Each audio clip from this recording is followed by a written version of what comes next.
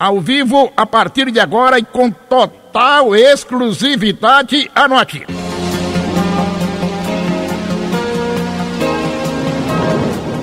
Exclusiva entrevista. Às 6 da manhã, mais 29 minutos, e essa entrevista começa agora. Marquinho aqui, operador de áudio, nós vamos disponibilizar na íntegra daqui a pouco, logo depois aqui de fazermos a entrevista ao vivo no nenoticias.com.br. Eu tenho Flávio Rocha, que é um pré-candidato a presidente da República e que vai estar em Aracaju amanhã.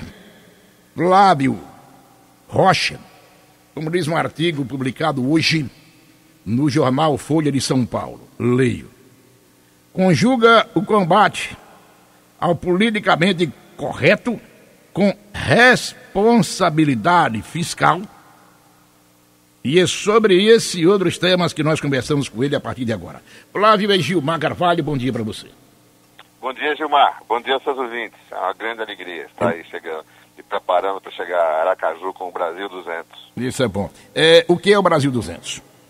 O Brasil 200 é um movimento de conscientização da imensa maioria da população brasileira que puxa a carruagem estatal. Nós somos 98% da população brasileira que trabalha, que sua a camisa, que paga a conta de uma gigantesca farra estatal de um governo brasileiro nos seus diversos níveis que deveria servir a população, mas está voltado para dentro de si e dos seus privilégios. O Brasil hoje se tornou um governo que tem um país, mas é para ser ao contrário. O governo é para servir ao aluno da rede pública, ao paciente do hospital público, do cidadão que precisa de segurança, mas hoje está voltado para dentro de si. Não existe dinheiro para encher o tanque de uma viatura policial ou para colocar anestésico no hospital, mas existe dinheiro para pagar contra-cheques de 500 mil reais, de 1 milhão de reais. Então, é esse distanciamento do Estado que causa a crise que nós vivemos hoje. Mas o Brasil 200 está conscientizando a imensa maioria que nós podemos, de fato, mudar, porque nós somos a grande maioria que paga a conta dessa farra. Estou conversando com Flávio Rocha, presidenciável. Flávio, eu pergunto, por que, na sua opinião, chegamos a uma situação tal de que o maior administrador de presídios hoje é o PCC de São Paulo? Há uma cumplicidade entre as nossas autoridades e a criminalidade. Isso vários autores de esquerda defendem abertamente. É preciso bagunçar para governar. Há uma repressão à repressão, né? A vitimização do bandido está na mentalidade de esquerda, da socialização da culpa. O crime, é preciso deixar muito claro isso aí, é uma decisão individual, né? É um criminoso que resolve puxar o gatilho, é ele que deve ser responsabilidade, não é culpa da sociedade. Então, eu acho que esta visão de vitimização do criminoso, né, de cumplicidade com o criminoso, está por trás de um crescimento de 300% da nossa criminalidade, né? No Brasil, 98% dos assaltos à mão armada não se identifica sequer o criminoso, quanto mais punir. Apenas 1 em cada 8 homicídios é punido. Então, e quando é punido, o criminoso cumpre 1/6 da pena, que muitas vezes é 11 meses, 12 meses, que a pena mínima é 6 anos, e está na rua. Então isso é um estímulo, é um convite ao crime, porque o Brasil virou o país do crime perfeito. Eu não entendi. O país do crime perfeito? Exatamente. Se você faz um assalto à mão armada e tem 98% de chance de não ser sequer identificado, isso é um crime perfeito. O crime perfeito é aquele em que você tem o benefício do crime e não é responsabilizado. Então, existe realmente uma ideologia entremeada, arraigada no poder, com o intuito de vitimizar o criminoso. É o tal a cultura do lumpenproletariado, quer dizer, A esquerda não é a favor do pobre, ela é a favor da pobreza. Ela quer criar bolsões de miséria para o seu benefício eleitoral. E isso leva realmente a esta cumplicidade com a criminalidade. Nós lançamos um plano de combate à criminalidade no Rio de Janeiro, que é uma peça dura. É uma peça que contesta a ditadura do politicamente correto, por isso tem sido combatido por parte da intelectualidade da esquerda. Mas realmente, eu acho que é o dedo na ferida. Ela toca no fulcro, no X, no centro da questão, que é a impunidade intencional. As polícias estão desaparelhadas, estão manietadas, estão imobilizadas para que realmente o crime possa graçar, porque a boa parte dessa ideologia que saiu do Palácio do Planalto, mas está muito impregnada nas máquinas estatais, vê realmente o bandido como um cúmplice e não como um inimigo a ser combatido. Conversando com Flávio Rocha, ao vivo aqui no programa. Depois, essa entrevista na íntegra será disponibilizada para o nenoticias.com.br. Ô Flávio, quem diz muito de que o bandido não é vítima da sociedade é o também presidenciável Jair Bolsonaro. Qual é a diferença do Brasil 200 que você comanda para o que diz Jair Bolsonaro? Eu acho que a diferença está no plano econômico. O Brasil 200 surgiu da constatação que existe uma grande demanda por um projeto político para o Brasil que não estava no tabuleiro, não estava atendido.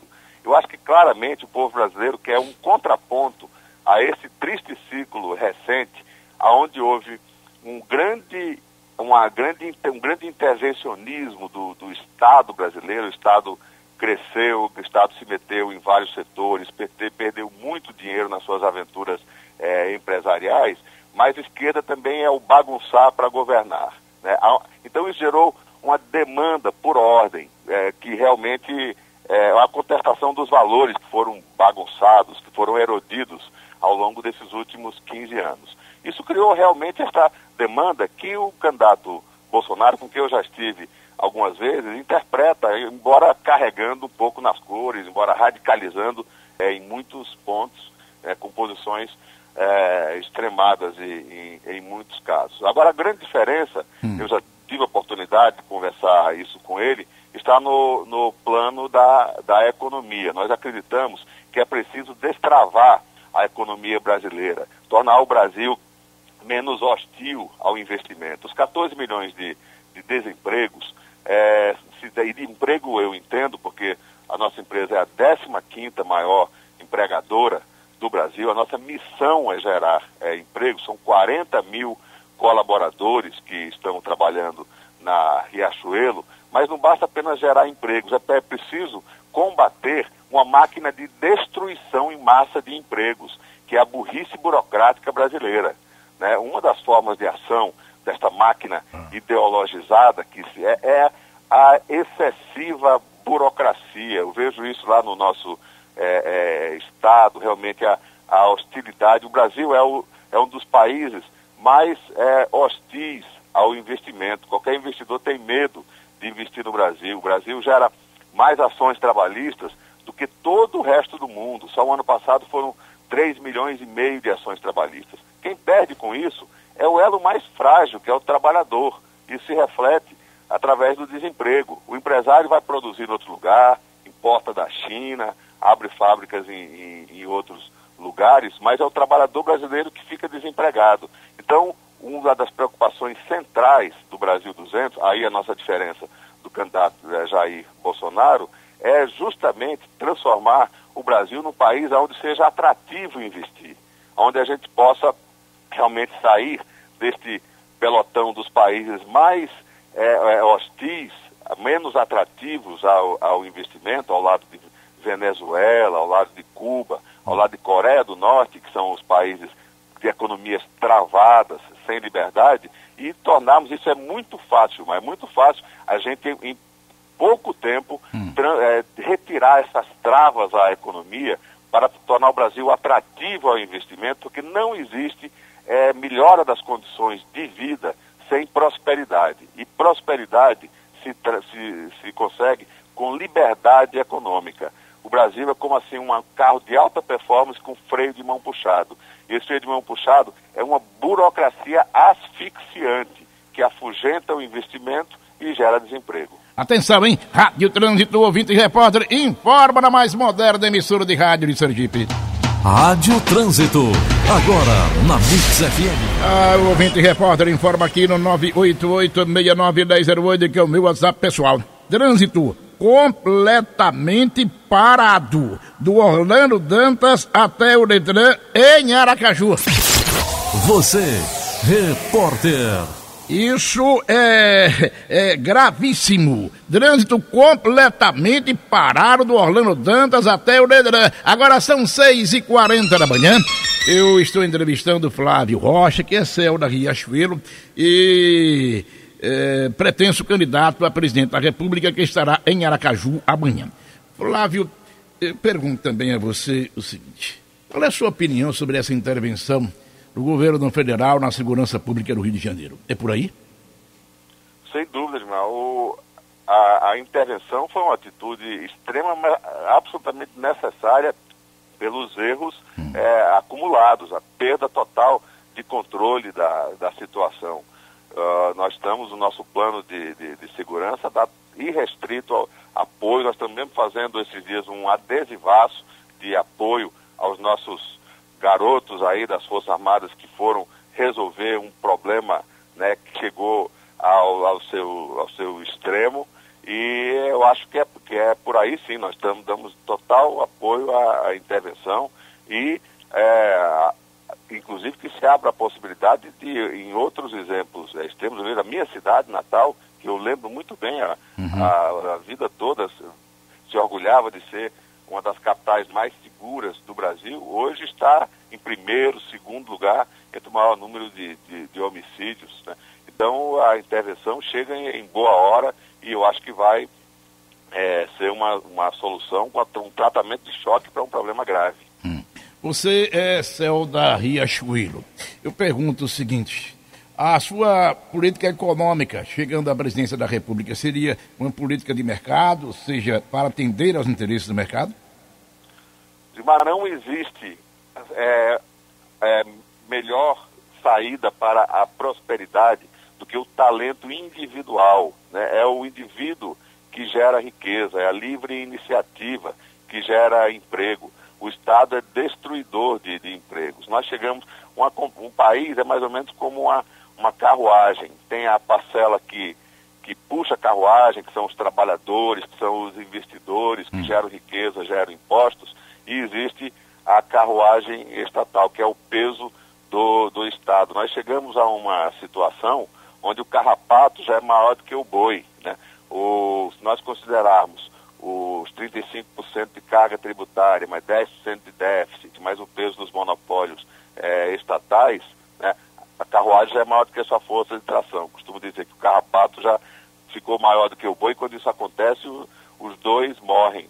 Os países prósperos, e esse exemplo nós temos que seguir, são aqueles países que têm ambientes de negócios receptivos, que têm menos regulação.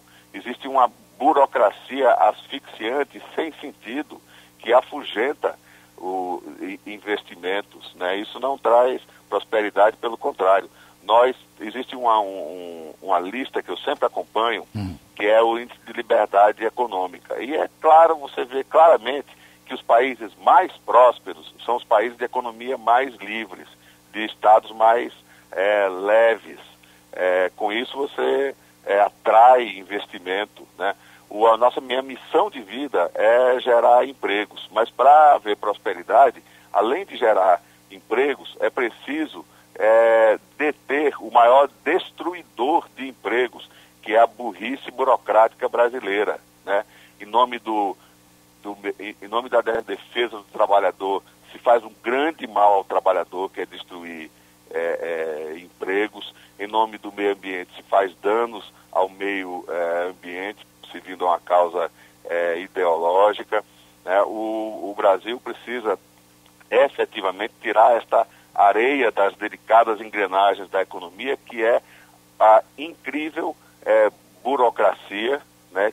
São pessoas que se apresentam como estão defendendo a segurança no trabalho, defendendo o trabalhador, defendendo o meio ambiente, mas a rigor elas estão seguindo a sua ideologia. Elas querem provar que o sistema que o capitalismo não funciona. Isso é um grande erro e nos condena a sermos um dos países menos prósperos do mundo, porque quanto menos livre a economia, menos prosperidade. E quem paga é sempre o elo mais frágil, que é o trabalhador, que paga o cruel preço da falta de investimento, que é o desemprego.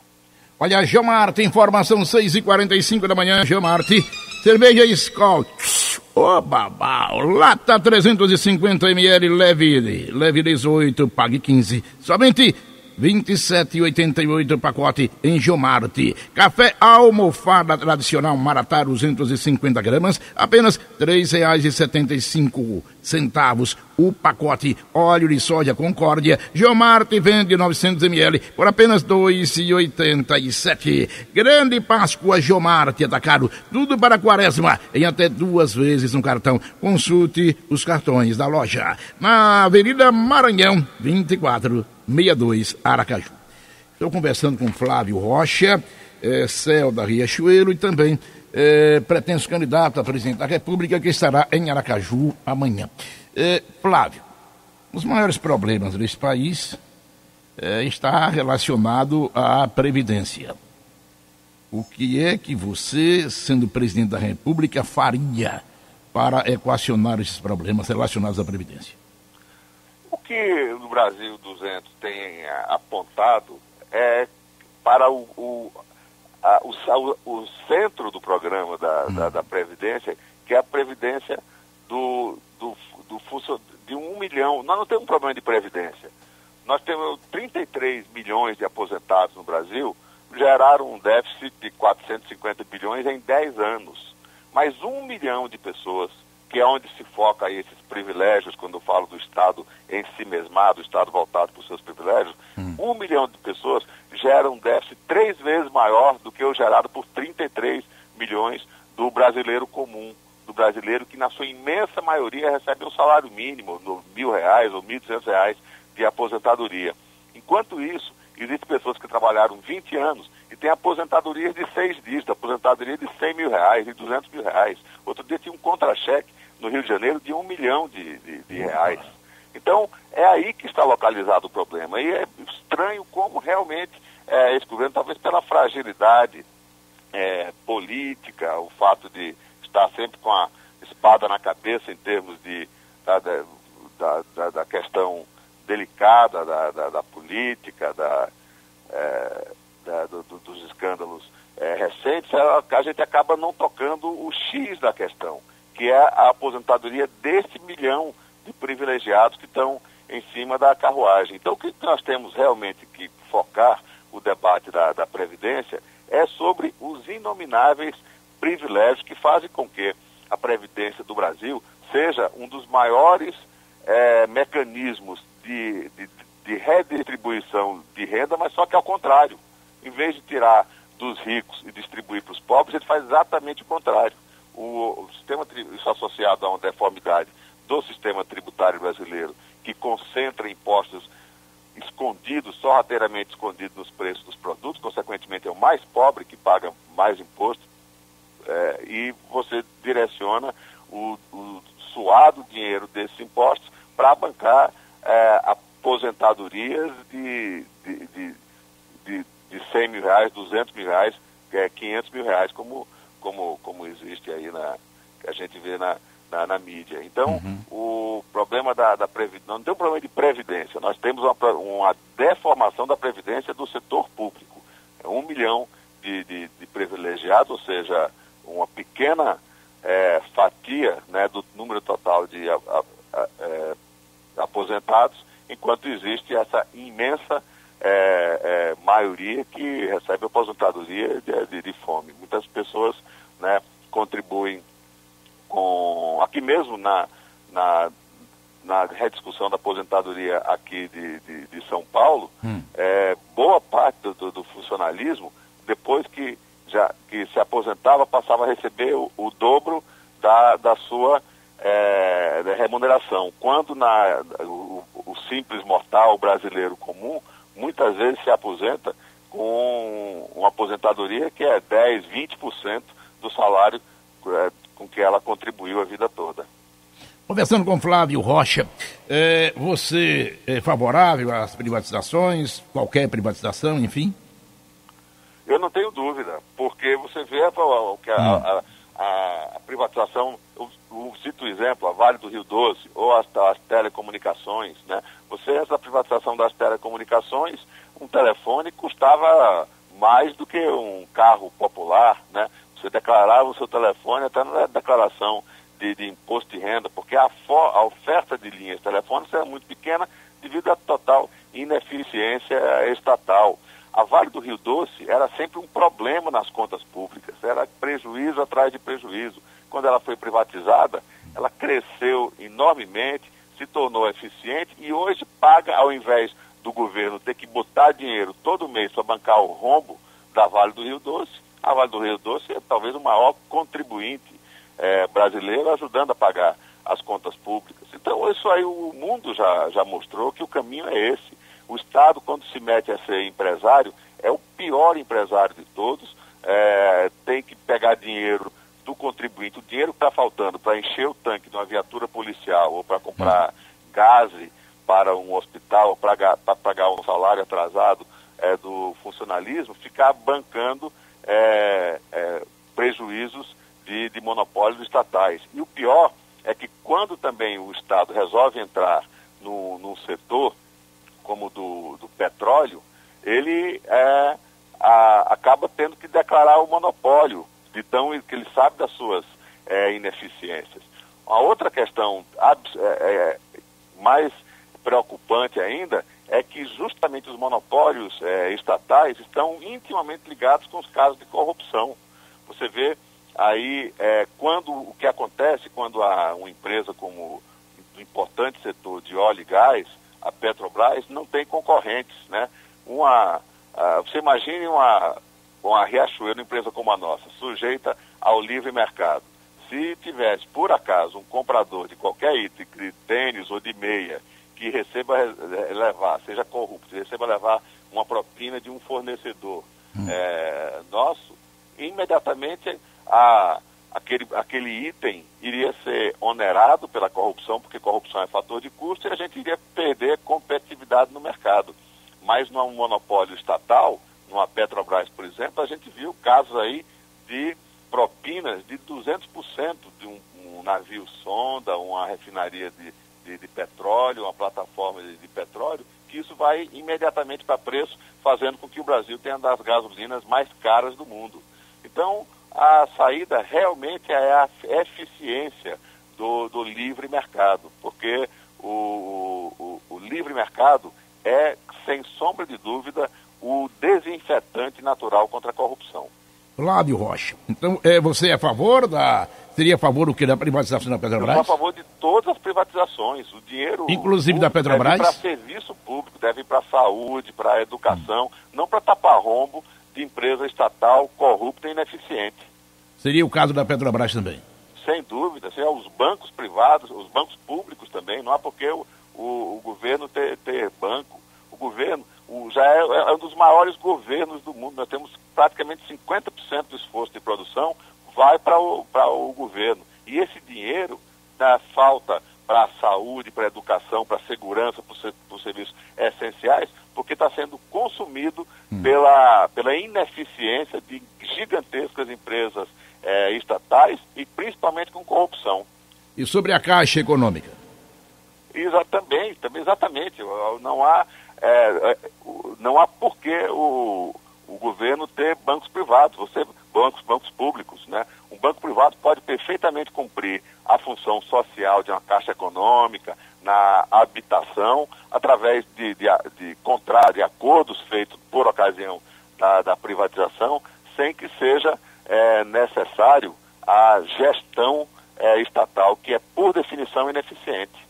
Estou conversando com Flávio Rocha, daqui a pouquinho a entrevista na íntegra será disponibilizada no nenoticias.com.br. Flávio é seu da Riachuelo, estará aqui em Aracaju amanhã e pretenso candidato a presidente da República. Por que a sua decisão de disputar a eleição, Flávio? A decisão se deve ao fato desse inexplicável vazio que existe na política, que é o que nós julgamos importante para esse momento. É necessário um projeto político que seja um liberal, que é de cunho liberal na economia, ou seja, usar na economia o mecanismo que traz eficiência, que traz competitividade, que traz preços mais baixos, que traz prosperidade e geração de emprego, que é uma economia livre, que esse é o contraponto a esse triste período onde nós tivemos de agigantamento do tamanho do Estado, do peso do Estado sobre a sociedade, do aumento da carga tributária, mas que seja também acoplado a uma contestação da degradação dos valores que nós tivemos, da desordem, do bagunçar para governar. A esquerda associa ideias ruins na economia com o crescimento do Estado, crescimento do gasto público, sempre a estratégia de afrontar os valores mais caros, mais elementares do povo brasileiro. Então, o que nós precisamos realmente é um contraponto, tanto no plano econômico quanto no plano dos valores e dos costumes. Por isso, o Brasil 200 veio para apresentar um projeto que seja liberal na economia e conservador nos costumes. Atenção, em Rádio Trânsito, a informação do ouvinte repórter. Rádio Trânsito, agora na Mix FM. A informação de Marcos Vinícius, o ouvinte repórter do 988691008, que é meu WhatsApp pessoal. Acidente envolvendo um veículo pequeno e um ônibus sem vítima na rótula do Santa Lúcia, parando literalmente o trânsito. Rádio Trânsito, o ouvinte repórter do programa. Você, repórter. Flávio Rocha opina no sentido de que Lula, o ex-presidente, deva ser preso ou deva disputar a eleição? Acho que o Tribunal Superior Eleitoral e o próprio Supremo já se pronunciaram duas vezes, uma delas no ano passado, o Supremo, no caso, se pronunciou o ano passado sobre a questão da prisão depois da segunda instância.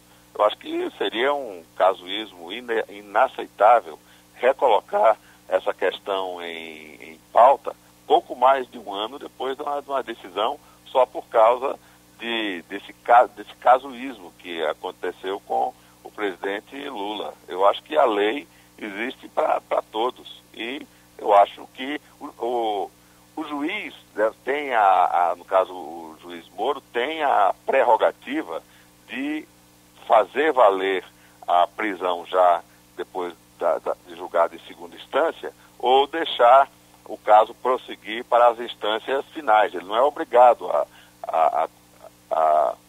a prender agora. Então é uma decisão do juiz, mas ele tem realmente a prerrogativa de prender já em segunda instância. Então eu vejo com muita preocupação, se bem que a ministra Carmen Lúcia já tem se pronunciado que não vai ceder a essas pressões casuísticas, mas seria realmente uma desmoralização do judiciário agora, só por causa de pressões e por causa de casuísmos, mudar uma regra que já foi decidida há 5 anos atrás e reiterada no ano passado. Acho que não cabe aqui pressões para mudar a regra.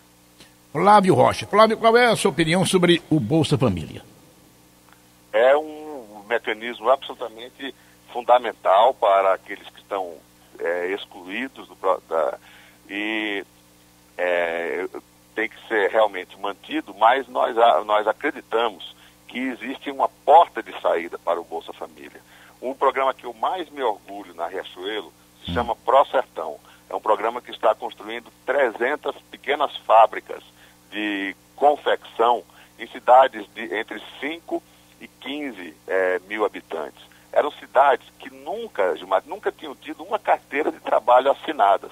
Cidades que viviam ou só do Bolsa Família ou do Fundo Rural, e uma elite que vivia com cabide de emprego nas prefeituras, ou seja, zero de produção. Isso aí traz um impacto até na autoestima das pessoas que já estavam indo para a segunda geração de Bolsa Família. Uma coisa bonita de se ver é a abertura de uma pequena fábrica de confecção desse programa ProSertão, fábricas de 50, no máximo 100 funcionários, mas que tem um efeito assim fertilizador naquela economia. Você volta lá 6 meses depois, a cidade está transformada, a rua de comércio está vicejante, até o sorriso das pessoas nas ruas é outro. Você resgata a autoestima de toda a cidade com um pequeno investimento. Então, você vai na rua de comércio, aquela pequena venda se transformou no pequeno supermercado, já aparece um cabeleireiro, as motos começam a circular pela cidade, então é uma coisa transformadora. Então, o que é importante, claro, o Bolsa Família deve existir enquanto existir ainda pessoas que não estão conseguindo gerar o seu sustento. Mas você julga a força de um programa social não pelo número de pessoas que entram, mas pelo número de pessoas que conseguem sair.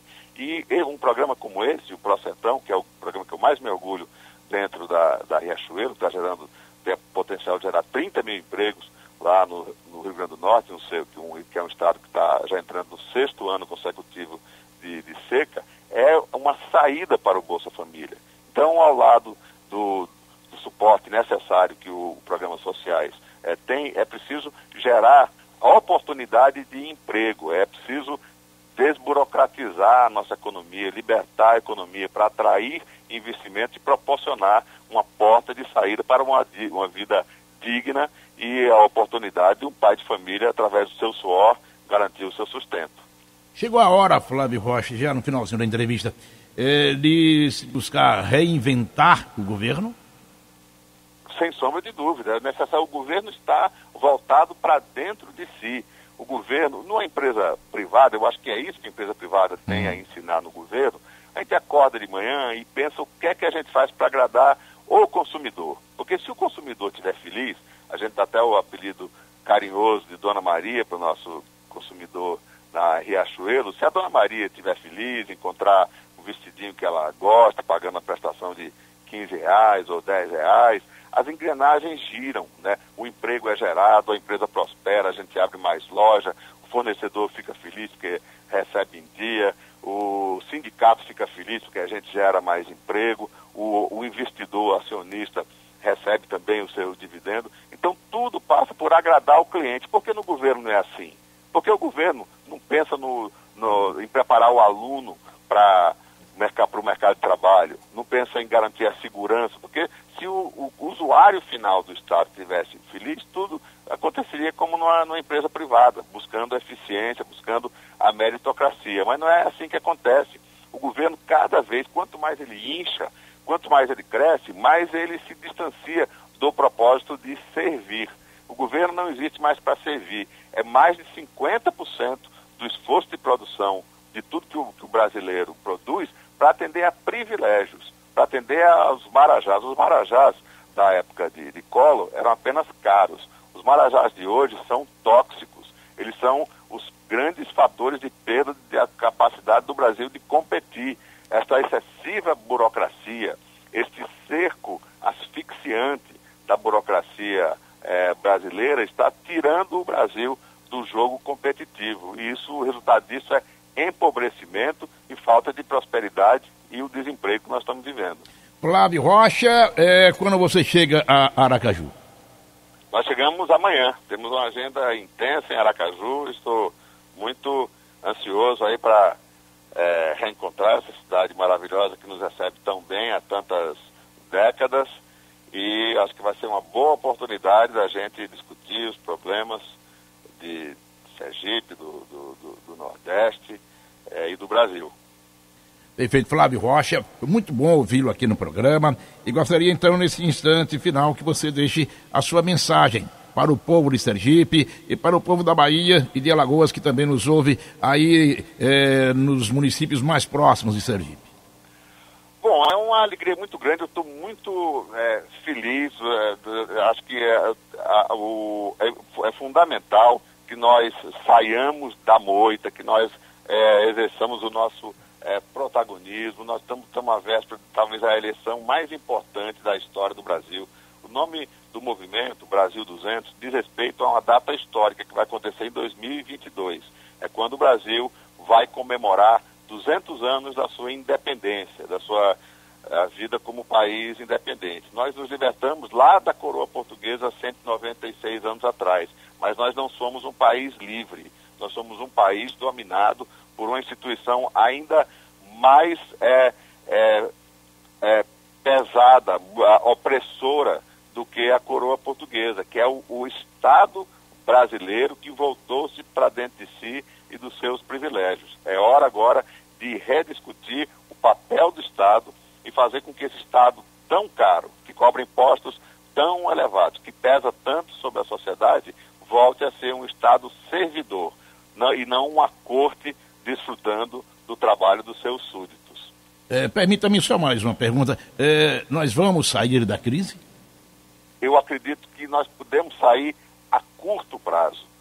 Hoje só é pobre quem quer. Os países que libertaram o poder criativo, o poder de geração de riqueza do indivíduo, da iniciativa privada, geram um ciclo de prosperidade, de aumento de demanda por mão de obra. Não existe conquistas sociais sem prosperidade, e o caminho da prosperidade é libertar a economia. É menos Brasília e mais Brasil. Nós temos um sorvedouro de recursos, que é Brasília, para onde vão 70% dos recursos, e uma parte fica por lá mesmo e não volta mais, fica bancando os privilégios. É libertar o Brasil dessa máquina de opressão e de desperdício que é Brasília. Nós podemos, sim, muito mais rapidamente do que nós podemos imaginar, libertar a capacidade criativa do povo brasileiro e gerar um novo ciclo de prosperidade. Meu caro Flávio, muito bom ouvi-lo, um abraço para você e Sergipe de Aguada. Um abraço, hein? Um grande abraço, muito obrigado. Obrigado, então, conversei com Flávio Rocha, ele é seu da Riachuelo e também estará em Sergipe, em Aracaju, precisamente amanhã, pretenso candidato a presidente da República. Essa exclusiva da escola.